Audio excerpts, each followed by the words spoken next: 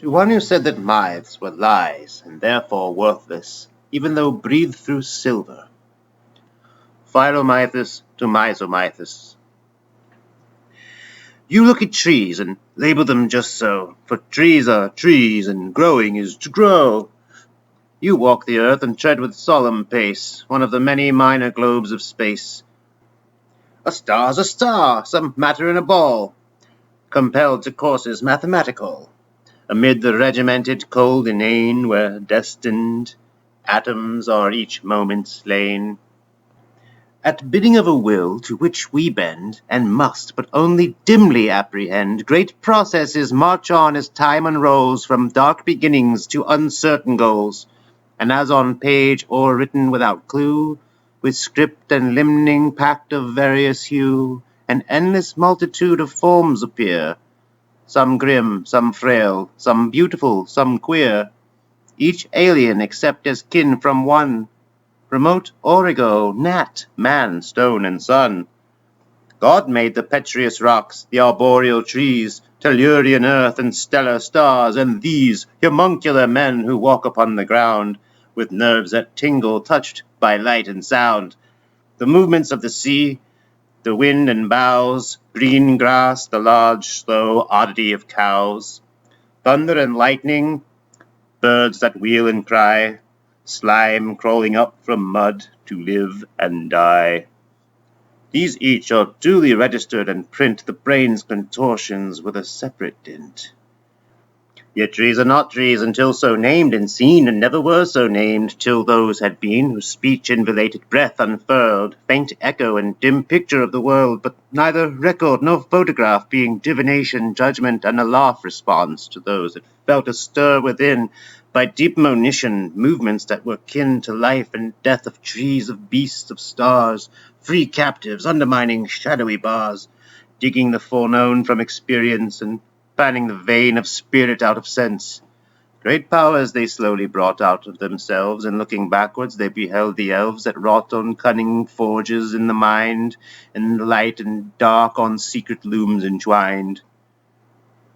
He sees no stars who does not see them first of living silver made that sudden burst to flame like flowers beneath an ancient song whose very echo after music long is sense pursued. There is no firmament, only a void, unless a jewel tent myth-woven and elf-patterned, and no earth unless the mother's womb whence all have birth. The heart of man is not compound of lies, but draws some wisdom from the only wise, and still recalls him, though now long estranged. Man is not wholly lost, nor wholly changed. Disgraced he may be, yet is not dethroned, and keeps the rags of lordship once he owned, his world dominion by creative act. Not his to worship the great artifact, man, sub-creator, the refracted light, through whom is splintered from a single white to many hues, and endlessly combined in living shapes that move from mind to mind. Though all the crannies of the world we filled with elves and goblins, though we dared to build gods and their houses out of dark and light, and sowed the seed of dragons, 'twas our right, used or misused. The right has not decayed. We make still by the law in which we're made. Yes, wish fulfillment, dreams we spin to cheat, our timid hearts an ugly fact defeat. Whence came the wish, and whence the power to dream? Of some things fair and others ugly deem. All wishes are not idle nor in vain. Fulfillment we devise, for pain is pain, not for itself to be desired, but ill or else to strive, or to subdue the will alike were graceless, and of evil this alone is deadly certain, evil is. Blessed are the timid hearts that evil hate, that quail in its shadow and yet shut the gate, that seek no parley in guarded room, though small and bale upon a clumsy loom, weave tissues gilded by the far-off day, hoped and believed, and under shadow's sway. Blessed are the men of Noah's race that build their little arks, though frail and poorly filled, and steer through winds contrary towards a wraith, a rumour of a harbour guessed by faith. Blessed are the legend makers with their rhyme of things not found within recorded time. It is not they that have forgot the night, or bid us flee to organized delight in lotus isles of economic bliss, forswearing souls to gain a Circe kiss, and counterfeit at that, machine-produced, bogus seduction of the twice seduced. Such isles they saw afar, and ones more fair, and those that hear them yet may yet beware. They have seen death and ultimate defeat, and yet they would not in despair retreat, but off to victory have tuned the lyre, and kindled hearts with legendary fire, illuminating now and have been with light and suns as yet by no man seen. I would that I might with the minstrel sing, and stir the unseen with a throbbing string. I would be with the mariners of the deep, that cut their slender planks on mountains steep, and voyage upon a vague and wandering quest.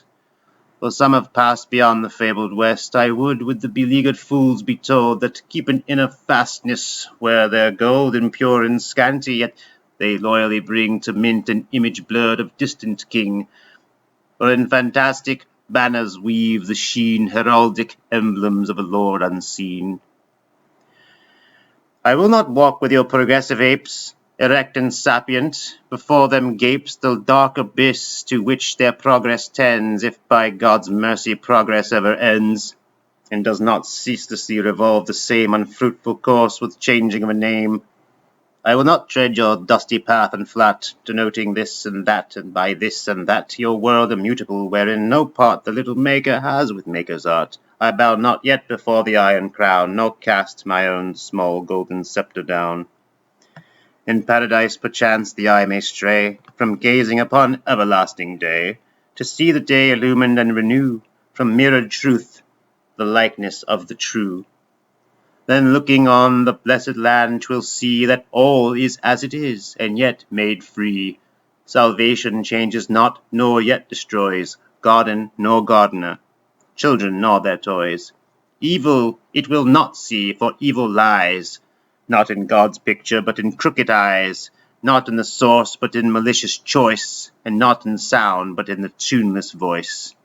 In paradise they look no more awry, and though they make anew, they make no lie. Be sure, they still will make, not being dead, and poets shall have flames upon their head, and harps whereon their faultless fingers fall. There each shall choose for ever from the all.